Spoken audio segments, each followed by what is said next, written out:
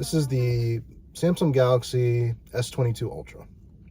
Now, we're coming up at the end of the sales life cycle of this phone as the newest and greatest from Samsung. Sans the foldables, of course, the Z Flip and the Z Fold. We're on the cusp now. We're in 2023, probably about a month and a half away from another Samsung Unpacked event, where we're going to see the next gen of the Samsung Galaxy S series. Now, the S23s, we're already getting leaks, probably going to get a design very similar to this.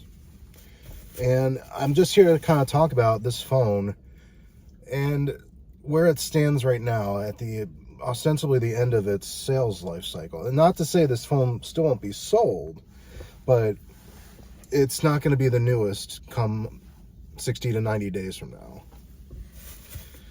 So with the S23 coming out and the Ultra and the Plus, and some of the articles I've been reading on Samsung's sales of the S series this past year being very lackluster compared to what they were expecting. And we're kind of starting to see that across the board, though. It's not just Samsung, it's Apple, and maybe more significantly for Samsung, because even with the decline in sales and the supply chain issues every company's been experiencing, it was still probably less than what they were hoping for.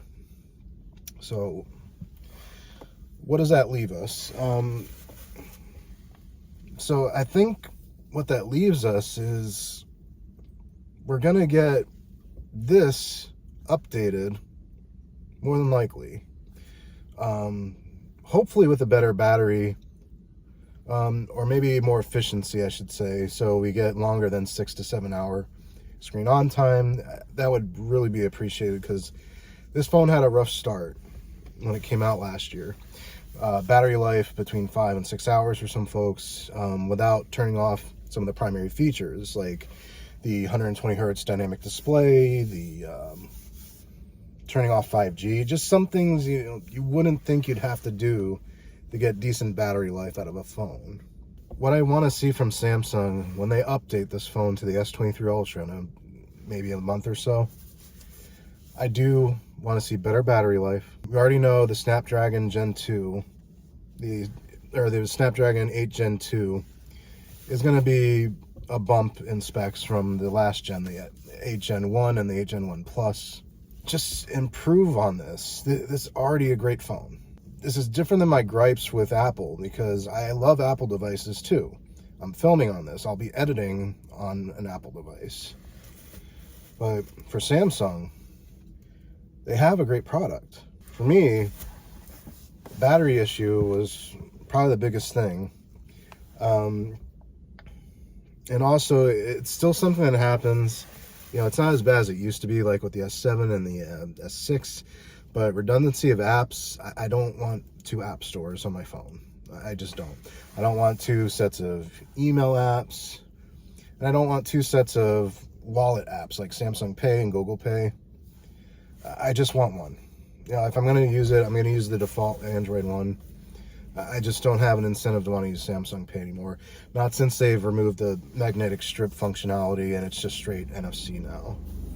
What I want to see with the next Unpacked, the periscope camera on this is fantastic. My biggest gripe with Samsung camera systems isn't the hardware. At least I don't think it is. It's the software, and there's a lag in when the shutter actually snaps the shot. So moving subjects are difficult for their phones for whatever reason. It's not like an iPhone or a Pixel where you just snap and it's good. You don't have to usually worry about it. This phone, if you have kids running around, good luck. Without getting the Pro Raw app or really fine-tuning this, it's not a snap and shoot for moving subjects. You have to fiddle with it. And some photographers are going, well, yeah, that's called learning the camera. Consumers, I guarantee you, don't want to mess with this. They don't want to do that. Just family members, I know. They won't want to mess with this. They just want something to work and be done with it. That's the whole point of the point and shoot on these cameras. They just set it, forget it. And for some of us tech heads, I'm cool with learning it. It's fine. I know how to get a good shot out of this phone. if I handed this to my father or to my brother even, they'd be like, no, they're not, they don't want to have to worry about missing a shot in their life. I want to see the camera improvements. I want them really to focus on that. Even if it means partnering with Google again for some of their software features. Get the, what is it, the G camera, somebody's going to get angry in the comments because I don't have this name on the top of my head, but the Google camera that you can sideload. Work with Google to get some better camera functionality out of this phone, because the stock app is crap. I will say though, Samsung rather, they came out with the Pro RAW app that you can get through the Galaxy App Store. It does offer you much finer control over the camera set. That's a good app. But the stock camera app, it's not great at still photos of moving subjects. You really have to tap on subject to get a good lock in. And the other thing I'd like to see them improve, like I said before, is battery life. The battery life on this, even after all the updates, I'm lucky to get 6.5 hours. I'm not turning features off to get better battery life. That defeats the purpose of spending money on a phone like this, in my opinion. If you want to, and you have the phone and you need to, as an emergency situation, you gotta get all the battery life you can, oh, sure. But my day-to-day, I'm not going to be in those situations. I'm not turning these features off. If I have to recharge the phone, so be it. I just give us an extra 2 hours, something. I hope they figure it out. I hope the next round of Qualcomm chips is able to get us there for this series of phone. I hope the use of an actual LTPO display that can actually clock down to 1 hertz is present in this next series of phones, because there was some controversy over that with the S series this last year, that doesn't actually clock all the way down to the refresh rate that Samsung initially said it would, and they had to clarify it again post-release, and that was kind of a mess. But those, if I had to summarize this, those two things, battery, camera. Let me know what you all think about this phone. To me, despite those deficits, this is still the top dog for 2022. Like even next to the Google Pixel 7 Pro. Just because of the utility of this camera set.